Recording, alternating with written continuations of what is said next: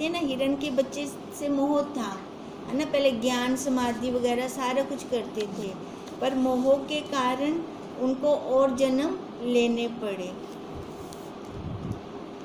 मैत्रेय ने कहा, हे गुरु, ज्ञान का प्रतिबंधक क्या है? भी उनको 3 जन्म जो लेने पड़े, क्यों लेने पड़े? पराशर ने कहा, हे मैत्रेय, ज्ञान के प्रतिबंधक 3 प्रकार के भूत, भविष्य, वर्तमान होते हैं। हमारे कर्म होते हैं, है ना। जो देखो, जो हम पहले करके आए हैं, कर्म तो भोगने पड़ेंगे हमें, है ना। और जो क्रियमाण कर्म है, वर्तमान में हम कर रहे हैं, वो वाले कर्म हो जाते हैं। और भूत, भविष्य, जो आगे का क्या मतलब है? देखो, अब बहुत बार मैंने बताया, जो हमारे संचित कर्म बचे होते हैं। अब मान लो 200 हैं हमारे टोटल कर्म, 200 में से 100 की हमारी प्रारब्ध बन गई, है ना। जो पक्के खड़े थे कर्म, वो हमारी प्रारब्ध बन गई, उसके अकॉर्डिंग वो शरीर मिल गया। बाकी 100 कर्म तो बच्चे पड़े हैं खाते में। अब उनके लिए जो भविष्य में फिर आगे, पहले वो ख़त्म करें 100 कर्म। अब मान लो 100 कर्म जो हमारी प्रारब्ध थी, वो हमारे उस जन्म में 100 तो हमने क्या ही ख़त्म करने थे, 200 और बना लिए, है ना। तो अब वो 100 जो 200 और बनाए, 100 हमारा बैलेंस था, 300 हो गए। अब संचित कर्म खत्म कैसे हों? हमारे संचित कर्म नहीं खत्म होते, ये खत्म कैसे होंगे? ज्ञान से। बस खाली ज्ञान से ही खत्म होंगे, नहीं तो ये जन्म और मरण आकार मिलता रहेगा। कभी हम अंत तक पहुंच ही नहीं पाएंगे कि 5 तत्वों के अंदर लय हो जाए हमारे, वो कभी हो नहीं पाएगा। खाली ये ज्ञान से हम इनको लय कर सकते हैं, ख़त्म कर सकते हैं। तभी वो कह रहे हैं, ज्ञान के प्रतिबंधक 3 प्रकार के भूत, भविष्य, वर्तमान होते हैं। वर्तमान काल में जो सुख दुख भोग भोगे अर्थात अनुभव किया है।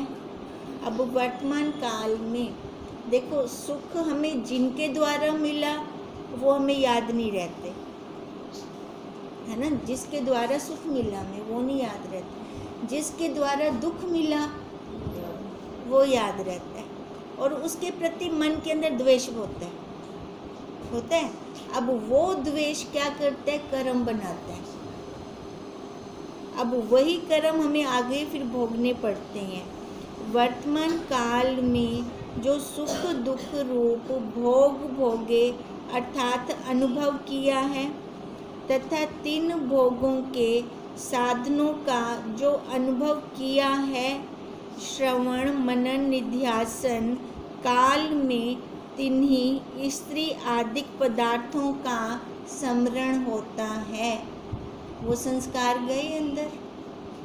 जब हम अपने आसन पर बैठते हैं तो वो संस्कार निकल कर आते हैं, अपना काम होता नहीं है वहाँ पर। अर्थ की तरफ चित्त ना लगना, इसका नाम भूत प्रतिबंधक है। अब बैठे तो हम अपना काम करने हैं, है ना। जिसके साथ हमारा कोई काम हो गया या कार्य हुआ, जिसके प्रति सुख मिला या दुख मिला, सुख वाला याद नहीं आएगा, दुख वाला वहाँ निकलेगा। आसन पर बैठते ही वो निकलेगा। अब क्या कह रहे हैं? वो प्रतिबंधक बन गया ना हमारा, हमें अपना काम ना करने दिया उसने, उन संस्कारों ने। 30 भूत प्रतिबंधक से ज्ञान नहीं होता, क्योंकि मन एक है। मन के अंदर वो चल रहे हैं ना, वो संस्कार गहरे में गए हमारे अंदर। जब मन भूत अनुभव करे, पदार्थों का स्मरण करेगा, तब गुरुदिष्ट महावाक्यों का अर्थ निर्विकार निर्विकल्प निज स्वरूप आत्मा का कैसे वो अनुभव होगा? किंतु नहीं होगा ना। क्योंकि क्यों नहीं होगा? हाँ, संसार का मनन हो रहा है, वहाँ उसका मन घूम रहा है। मैत्रेय ने कहा, भूत प्रतिबंध के दूर करने का उपाय कहो। पराशर ने कहा, हे मैत्रेय, विचार द्वारा भूत प्रतिबंधक पदार्थों के साथ अपना अभेद चिंतन करना कि 100 पदार्थ मैं ही नहीं हूँ व पूर्व अनुभूत पदार्थों में सम्यक दोष दृष्टि करनी। अब क्या कह रहे हैं पराशर जी? वो कह रहे हैं कैसे मैं इनसे बचूं, मेरे को उपाय बताओ। अब पराशर जी कह रहे हैं, जहाँ पहली बात तो उसको अंदर मत ले जाओ। दूसरी बात, अब मान लो जैसे हम अपने गृहस्थ में ही उदाहरण लेते हैं, पति ने कुछ कहा, सास ने कुछ कहा, बच्चों ने कुछ कहा, तो इसका मतलब उसका दुख मेरे को कब लगेगा? जब मैं बन जाऊंगी ना, पत्नी बन गई, माँ बन गई, नूह बन गई, तब लगेगा ना दुख। जब मैं कुछ बनती ही नहीं हूँ तो कुछ लगेगा? फिर नहीं लगेगा मेरे को। अब यही बात कह रही हैं कि उनका चिंतन ही मत करो, अभेद हो जाओ, अलग हो जाओ वहाँ से। जब हम वहाँ से अलग हो जाएंगे तब उसका अनुभव कैसे होगा, है ना? खत्म, वो तो है ही नहीं। अब इन पदार्थों में सम्यक फिर दोष दृष्टि लगे कि ये तो मेरी प्रारब्ध थी, जो मेरी प्रारब्ध चल रही है वो रील सामने आ रही है। दोष दृष्टि तो ऐसे दिखेगी ना।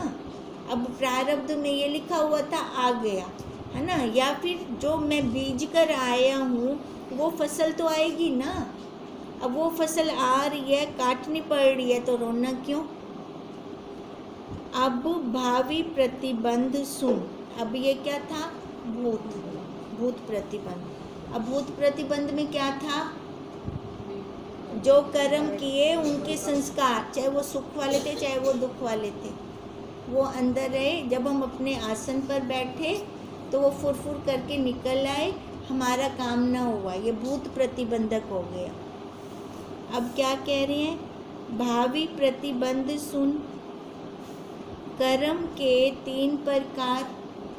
हे मैत्रेय, देह अभिमान संयुक्त करे कर्मों के फल की महान विचित्रता है।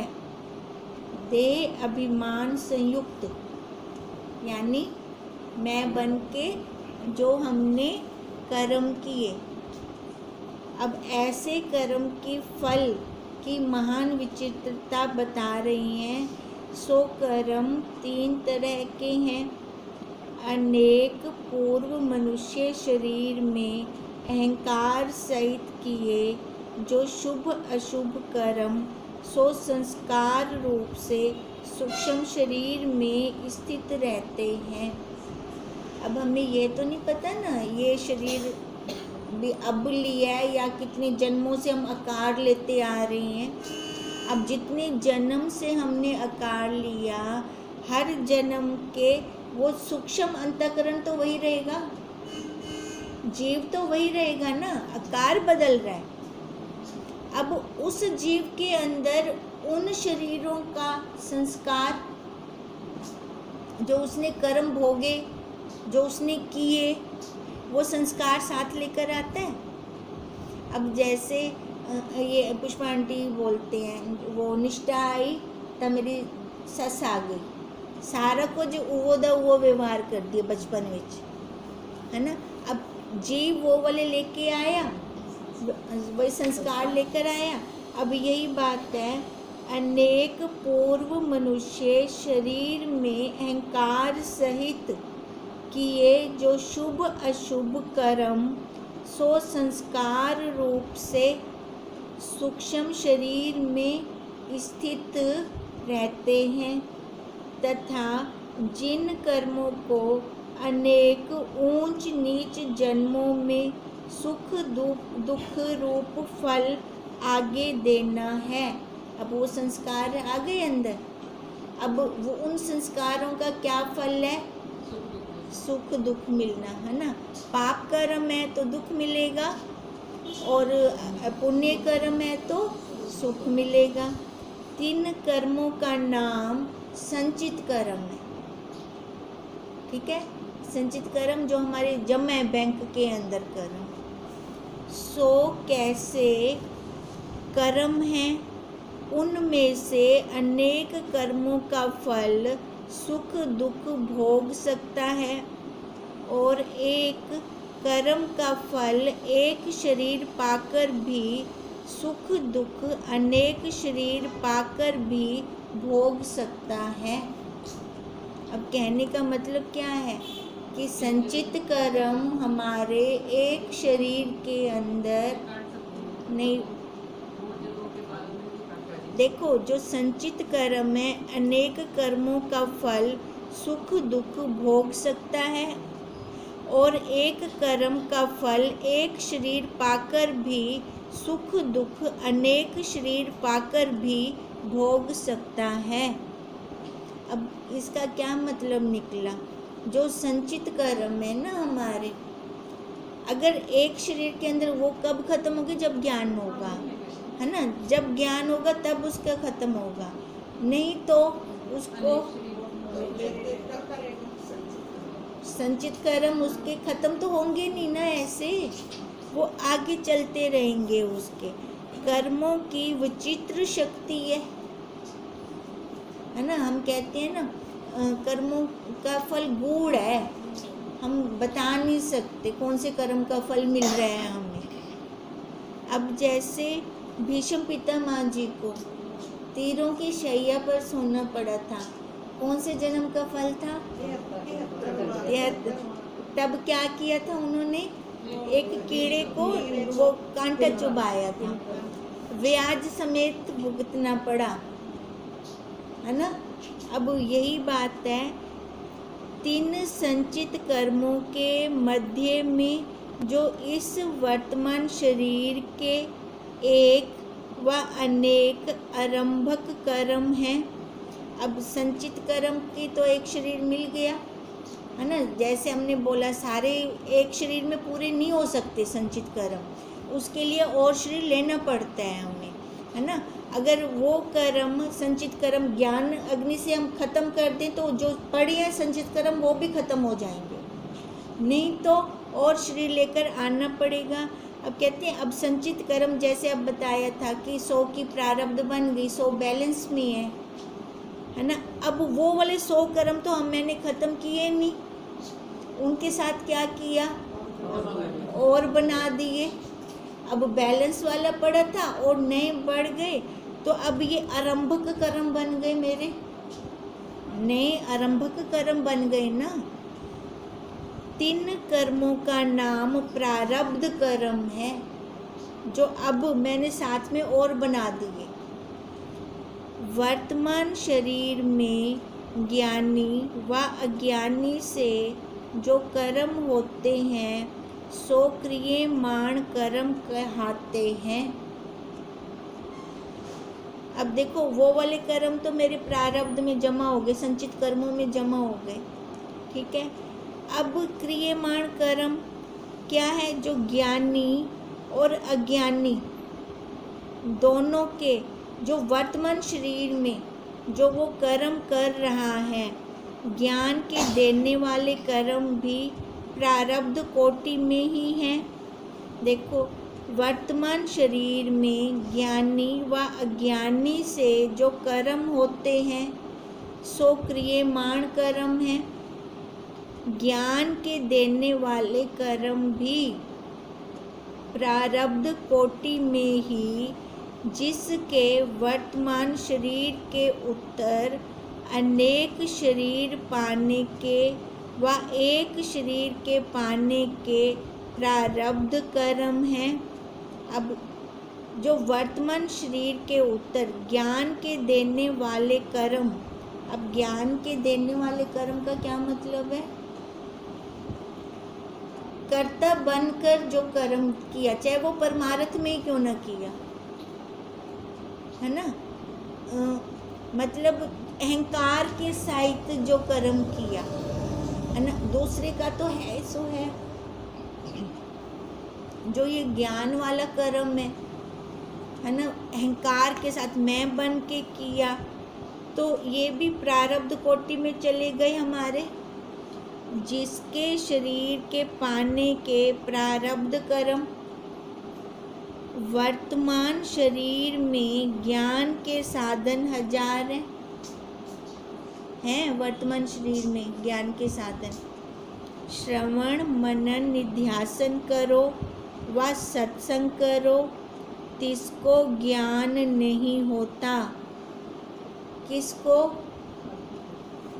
जो मैं बनकर करता है ना। श्रवण मनन निध्यासन होता करदा पे, पर शरीर का अहंकार नहीं वेंदा पिया, शरीर का मैं नहीं जा रहा, तो ज्ञान नहीं होता। तो इसका क्या मतलब है? और जन्म लेना पड़ेगा, है ना। जब तक ये ज्ञान ना हो कि ये शरीर मैं नहीं हूँ, दृढ़ निश्चय ना हो, भले ये ज्ञान सत्संग हम ले रहे हैं, श्रवण मनन निध्यासन कर रहे हैं, पर ये आकार का अहंकार नहीं जा रहा, तब तक जन्म है। अब उनका भी तो है ना जन्म, लिया ना उन्होंने भी जन्म। तिसको ज्ञान नहीं होता क्योंकि जिसको वर्तमान शरीर में अपने स्वरूप का सम्यक अपरोक्ष ज्ञान हुआ है, उसको आगे जन्म नहीं पाना। अब कौन आगे जन्म नहीं पाएगा? जिसको अपरोक्ष हो गया।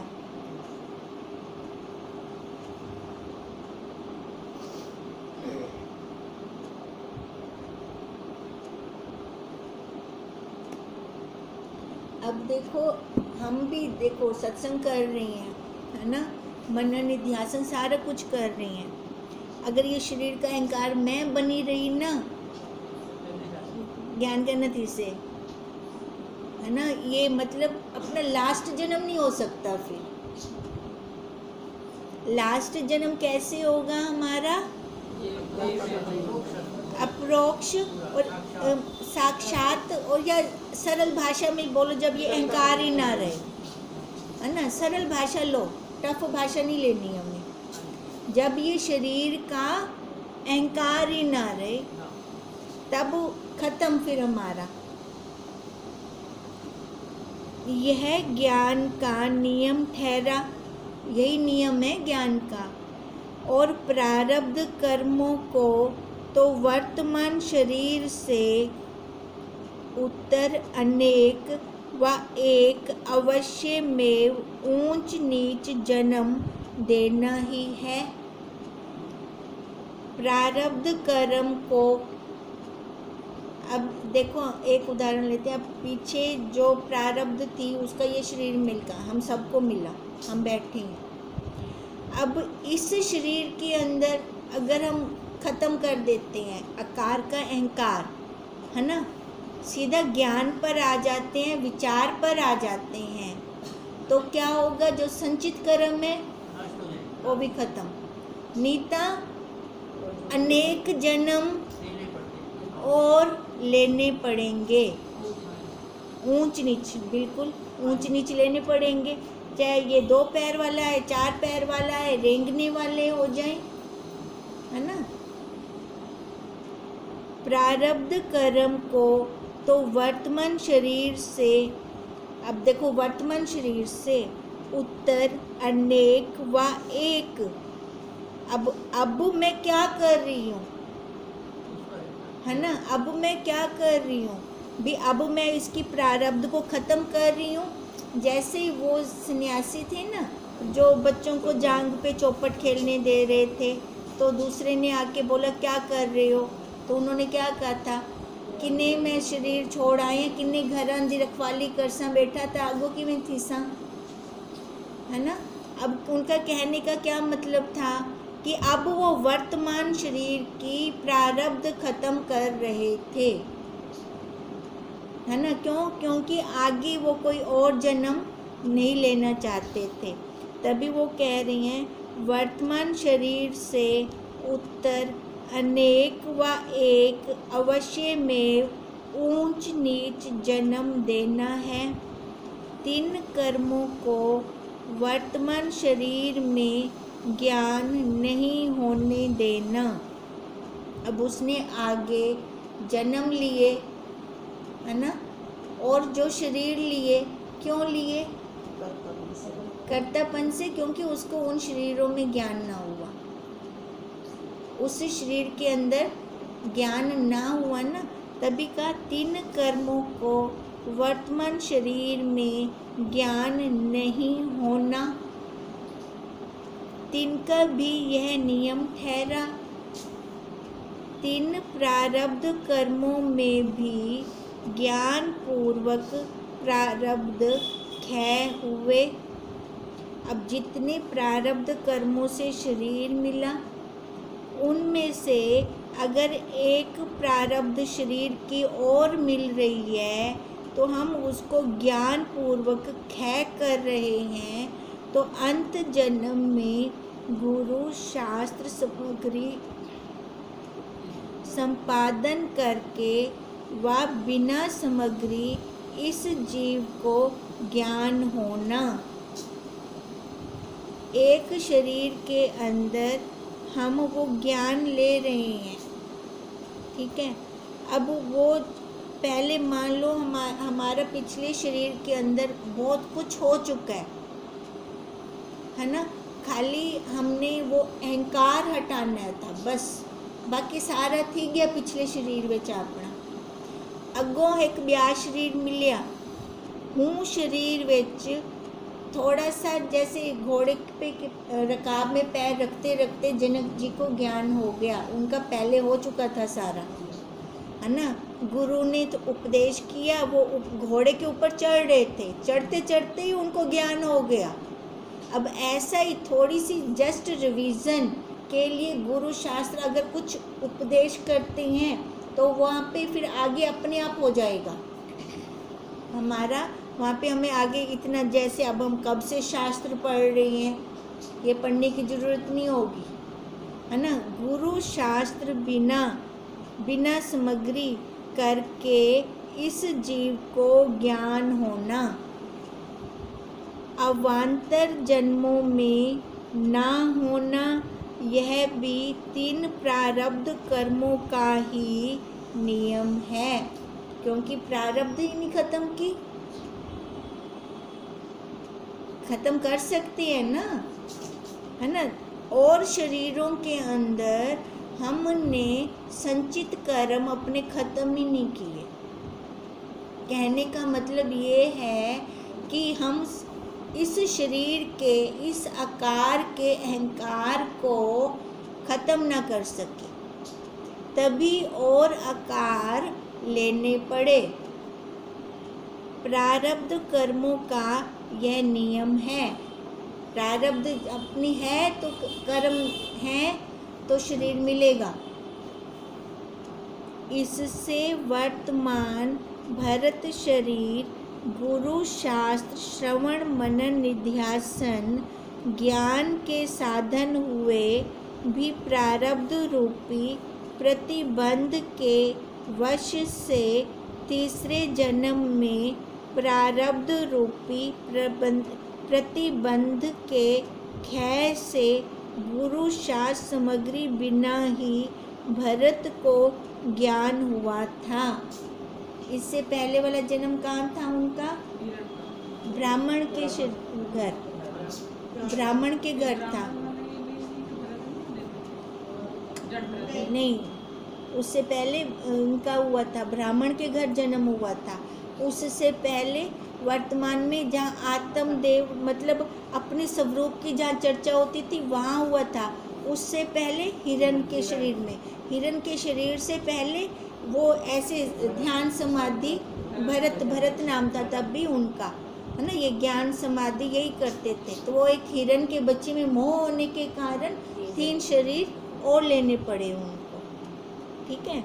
अब ये क्या कह रही हैं कि वर्तमान भरत शरीर गुरु शास्त्र श्रवण मनन निध्यासन ज्ञान के साधन हुए भी प्रारब्ध रूपी प्रतिबंध के वश से तीसरे जन्म में।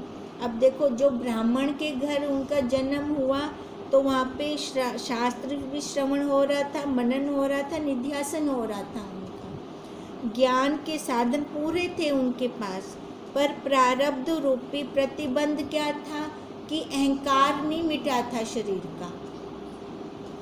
जब ये अहंकार नहीं खत्म होता तब उस प्रतिबंध के वश से तीसरे जन्म में प्रारब्ध रूपी प्रतिबंध के क्षय से गुरु शास्त्र सामग्री बिना ही भरत को ज्ञान हुआ। अब खत्म हुआ है ना। उनको मतलब वो पीछे वाली कमाई साथ ऐड होती गई ना, ऐड होती गई जरूरत नहीं थी। वो पीछे हम तभी तो कहते हैं ये कमाई ऐसी है, निष्फल नहीं जाती। जिस जन्म में हम जितनी करते हैं उतनी नालवे से, है ना। क्यों? अब देखो, कर्मों के फल भी तो उनको भीष्म पितामह जी को एक तीर से कितना बड़ा मिला उनको 73वें जन्म में, है ना, बढ़ाकर मिला ना। तो ऐसी ये हमारी जो कमाई है ये भी हमें बहुत हेल्प करती है आगे। अब देखो, अब बिना प्रतिबंध के, बिना गुरु शास्त्र के उनको जन्म मतलब ज्ञान हुआ।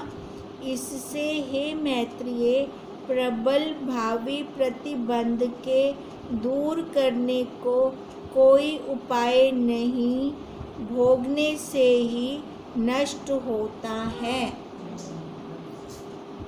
ठीक है, चाहे तो हम एक शरीर में भोग लें, चाहे हम अनेक शरीरों में भोगें, हमारी मेहनत के ऊपर है, वो हमें भोगना ही पड़ेगा। चाहे अब हम सारे जन्मों के ख़त्म कर सकते हैं, है ना, या फिर हम और जन्म लें आगे, फिर उनको, पर और जन्म लेंगे खतरा भी तो है, नाल बे कर्म न बणवने। हाँ, वही तो बात है। ऐसे तत्वज्ञ गुरुदेव ना मिले, ऐसा शरीर ना मिले, ऐसी बुद्धि ना मिले, ऐसा वातावरण ना मिले, ये भी खतरा है। एक खतरा सो है साथ में। और ऐसा मतलब जैसे हमें गुरुदेव का ज्ञान मिला, महावाक्य मिले कि कर्मों को अहंकार बन के मत करना, नहीं तो और बन जाएंगे, है ना। अब ये खतरा भी तो सबसे बड़ा है। अब पिछले तक क्या खत्म थी, अगो बे न बढ़ावाऊँ। अब वही कह रही हैं, इससे हे मैत्रेय, प्रबल भावी प्रतिबंध के दूर करने को कोई उपाय नहीं, भोगने से ही नष्ट होता है। अब बाकी करते हैं कल। इसका प्रतिबंध के तीन कर रहे हैं कि इसको दूर करने के लिए अहंकार के सिवाय और भी दो तीन है ना। हाँ, वो कोई बात नहीं, वो कर लेते हैं कल, आराम से कर रहे हैं ना, हमें भी तो समझ आए, अपनी बुद्धि में तो बैठ जाए, है ना। हाँ, गहरे में है ना। फिर ओम तम नमामि हरि परम। ओम